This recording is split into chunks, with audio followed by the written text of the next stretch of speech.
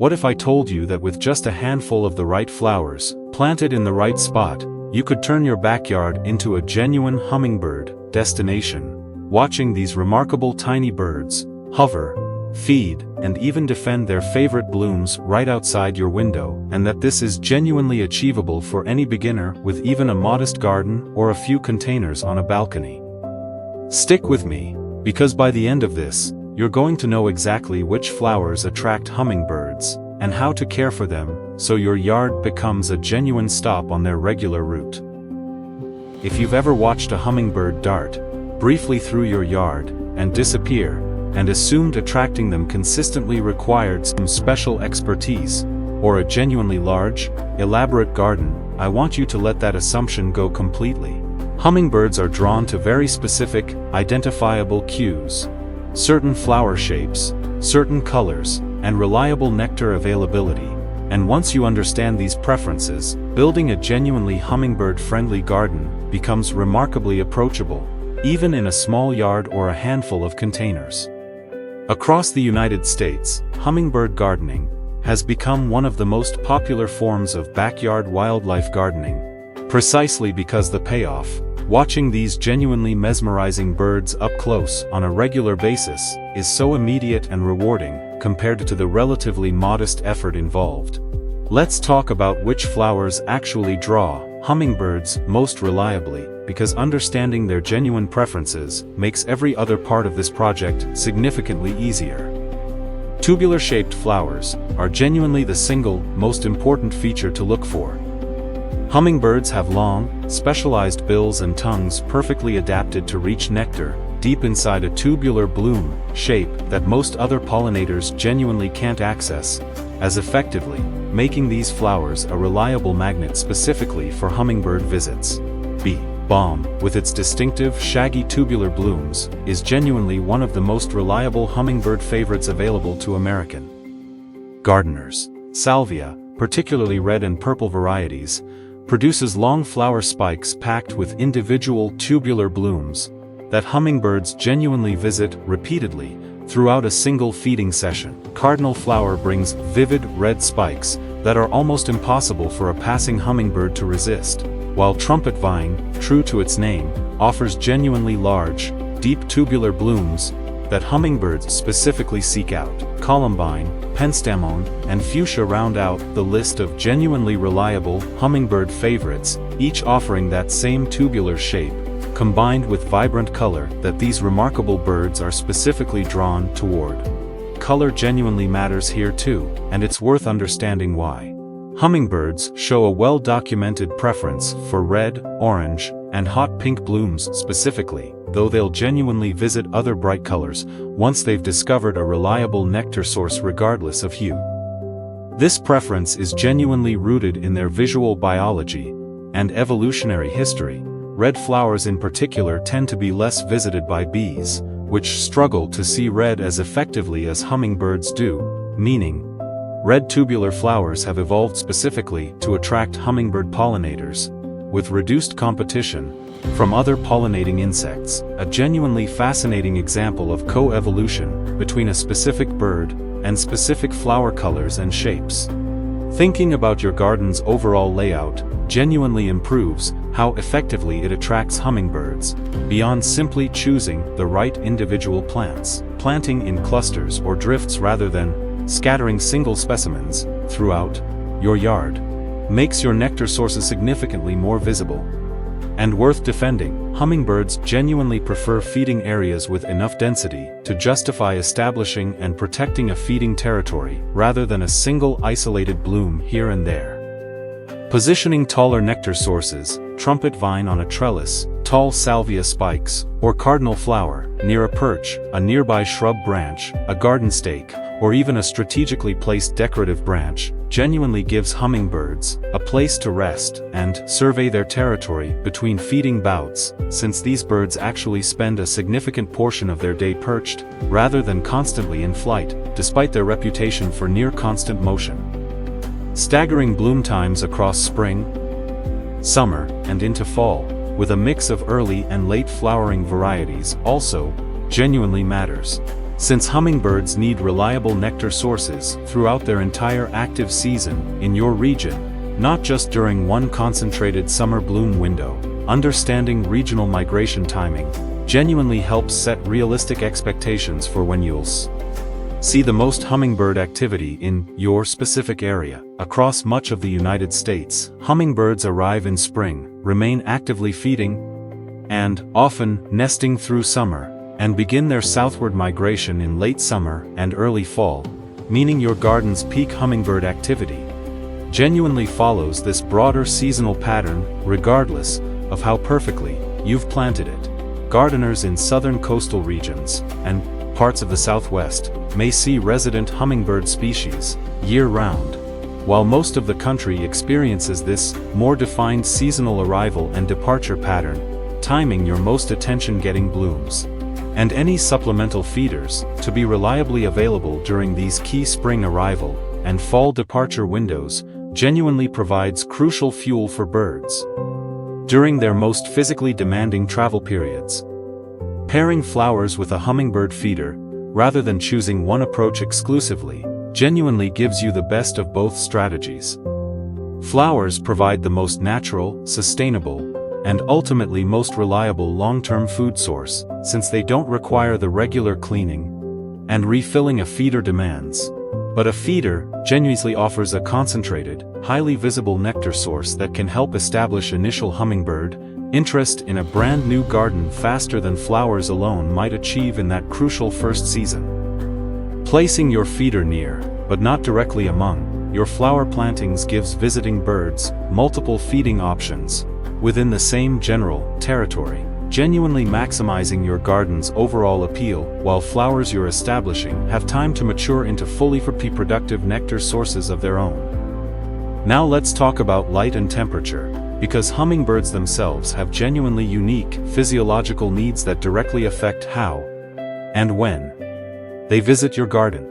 Most hummingbird-favored flowers need 6 to 8 hours of direct sunlight daily to produce abundant nectar and bloom prolifically.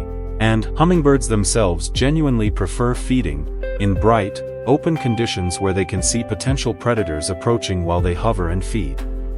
As for temperature, hummingbirds have an extraordinarily fast metabolism, among the highest of any animal relative to body size, meaning they need to feed almost constantly throughout daylight hours, regardless of ambient temperature, though they genuinely become most active during the cooler parts of the day, early morning, and late afternoon, when temperatures are comfortable rather than during the most intense heat of a summer afternoon. There's genuinely remarkable scientific research behind hummingbird biology that helps explain why they're drawn to gardens built specifically around their needs. Ornithological research has documented that hummingbirds possess a genuinely extraordinary metabolism.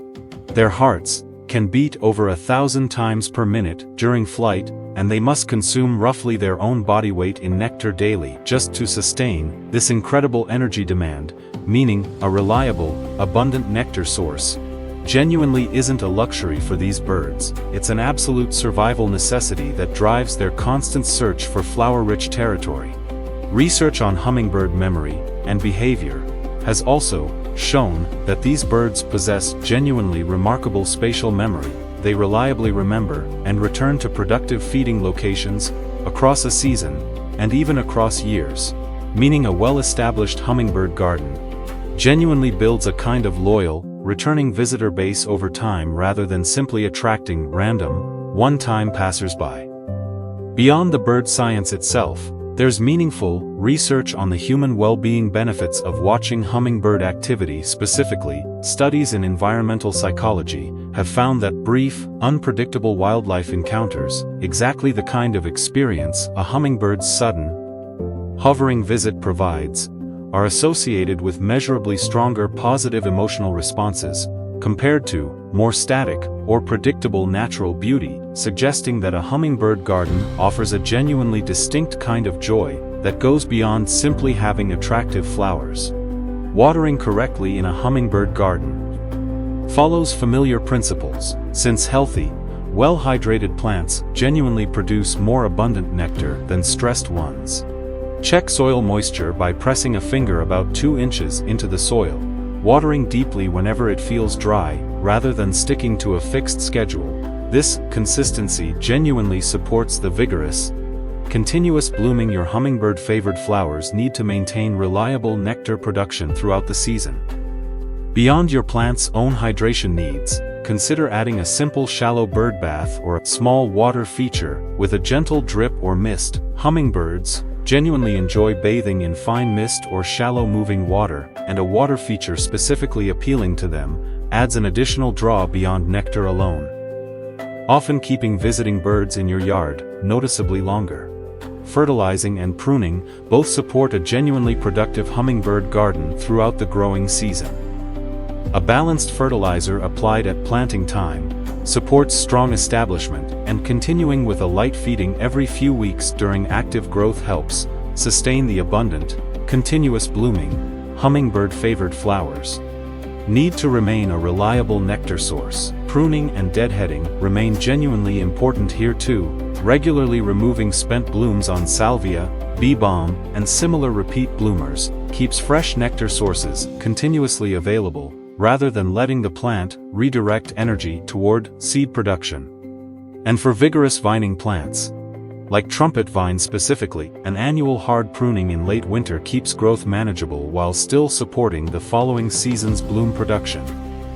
Even with genuinely well-suited plant choices, beginners occasionally run into a few common problems specific to hummingbird gardening, so let's troubleshoot the most frequent ones. If you've planted genuinely hummingbird-favored flowers but aren't seeing visitors, patience is genuinely important. Hummingbirds need time to discover a new nectar source, and a garden's very first season often shows less activity than subsequent years, once the birds have genuinely learned. Your yard is a reliable feeding location. Many experienced hummingbird gardeners describe a noticeable jump in visits specifically in year 2. Once returning birds have added the location to their established seasonal route. If you're supplementing with a hummingbird feeder alongside your flowers, which is genuinely a wonderful, complementary strategy, be sure to clean and refill it every few days, particularly in hot weather, since spoiled or fermented sugar water can genuinely harm visiting birds. And never use red dye in homemade nectar, since it's genuinely unnecessary and potentially harmful. Plain white sugar dissolved in water at a standard ratio works perfectly well without any coloring at all. If you notice a single hummingbird seemingly chasing others away from your garden, this is genuinely normal territorial behavior rather than a problem to solve. Hummingbirds are famously territorial around productive feeding areas, and providing multiple separate feeding stations, spaced well apart from each other, genuinely reduces this competition and lets more birds feed comfortably in different areas of a larger yard. And if your hummingbird-favored flowers seem to be blooming less abundantly than expected, double-check that they're genuinely receiving adequate sunlight and consistent watering, since even naturally prolific bloomers like bee balm and salvia will produce visibly fewer flowers, and therefore less nectar, when growing conditions fall short of their genuine needs. What makes building a garden specifically to attract hummingbirds such a genuinely rewarding project for beginners is the sheer, immediate delight these encounters provide.